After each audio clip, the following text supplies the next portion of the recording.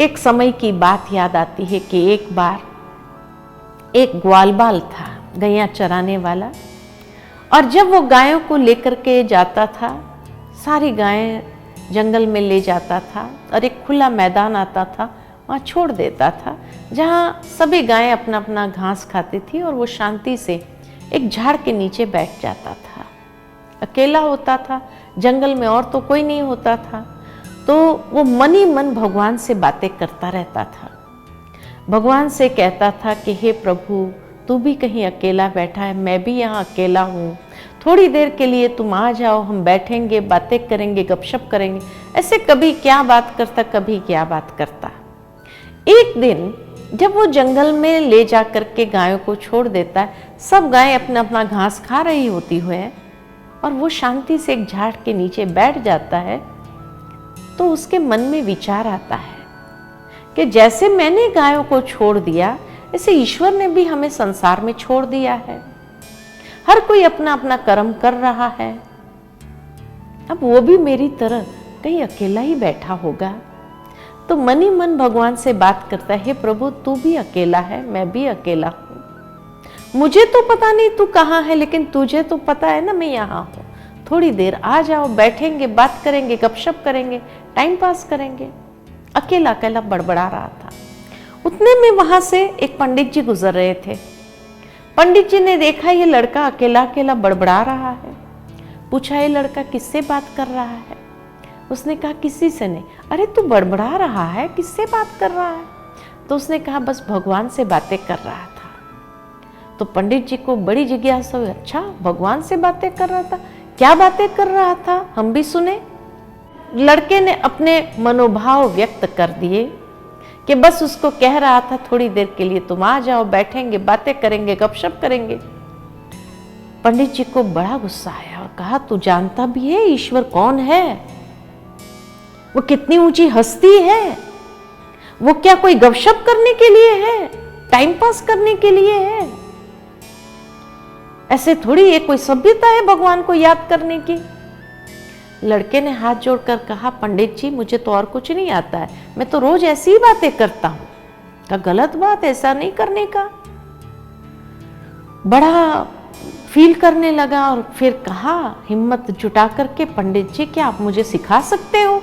क्योंकि मैं रोज जंगल में अकेला होता हूँ, मेरा टाइम पास नहीं होता है, आप मुझे सिखाइए तो मैं फिर उस अनुसार याद करूंगा। तो पंडित जी ने कहा बैठो, सिखाता हूं, और उसको एक संस्कृत का श्लोक पक्का कराना शुरू कर दिया। अनपढ़ बालक, उसको संस्कृत क्या मालूम, एक एक शब्द रटाते गए 2 घंटे लगे पूरा श्लोक रटने में। सारा श्लोक रटने के बाद पंडित जी ने कहा रोज ऐसे ही याद करना। अभी कहा भी बिल्कुल ऐसे ही याद करूंगा, विदाउट फेल। लड़का शुरू हो गया वो संस्कृत का श्लोक बोलना।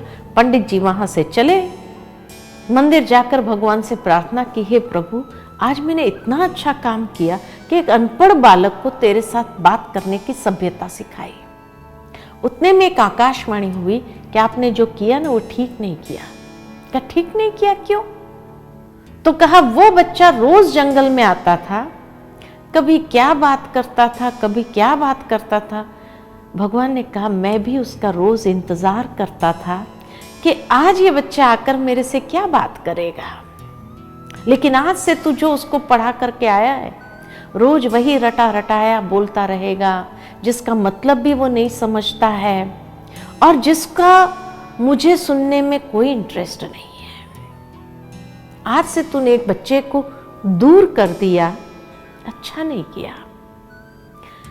कहीं हम भी रोज वही रटी रटाई प्रार्थना तो नहीं बोल रहे हैं, क्योंकि अगर वही रोज की रटी रटाई प्रार्थना होगी तो शायद भगवान को उसको सुनने में कोई इंटरेस्ट नहीं है। मेडिटेशन माना क्या, दिल से प्यार से उसके साथ बातें करो, जो मन के भाव आए उसके सामने रख सकते हैं। इतना सहज है, सरल है, कोई भी कर सकता है। तब कई बार दूसरा प्रश्न ये होता है कि क्या मेडिटेशन माना विचार शून्य तो नहीं हो जाना? नहीं, विचार शून्य नहीं होना है, विचार करना है। क्योंकि विचार शून्य होना यह संभव नहीं है। जैसे उदाहरण अगर मैं दूं कि मान लो कि एक नदी है और नदी का बहाव है, कंटिन्यू बह रही है नदी,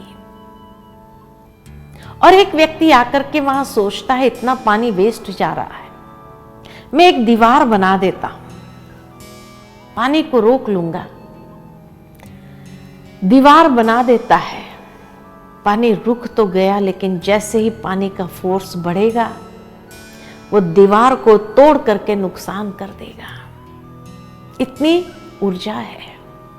ठीक इसी तरह मनुष्य का मन जो है ना, एक नदी के बहाव की तरह है, जहां कंटिन्यू विचार भी चलती रहती है। कोई क्षण ऐसा नहीं कि जब मनुष्य के मन के अंदर विचार न चलते हो। और मान लो कि उस विचारों के बहाव को आपने रोकने का प्रयत्न किया तो क्या होगा? कुछ क्षण के लिए रुक भी जाएगा, लेकिन फिर कुछ क्षण के बाद विस्फोट होगा। इसीलिए जब कोई विचार शून्य होने का प्रयत्न करता है, उसके बाद उसको हेडेक शुरू होता है। क्यों? क्योंकि एक फोर्स को हमने एक ऊर्जा को हमने रोकने का प्रयास किया। लेकिन जिस तरह से उस नदी के बहाव की ऊर्जा को अगर यूज करना चाहता है व्यक्ति, और एक इंजीनियर आता है वहां डैम बनाने का सोचता है, और डैम बना करके कितने गांव को बिजली भी मिलती है, पानी भी मिलता है, साथ ही साथ उस डैम के अंदर वो टरबाइन लगा देता है नीचे में, तो ऊर्जा उत्पन्न होती है। फिर वो पानी को एक मार्ग से बाहर निकालता है, जिससे नहर के माध्यम से कितने लाखों एकड़ जमीन को पानी मिलने लगता है। ठीक इसी तरह मन की ऊर्जा को रोकने के बजाय उसको भी एक दिशा देना जरूरी है। एक सकारात्मक दिशा की तरफ हम लगाएं तो देखो मन प्रसन्न रहने लगेगा।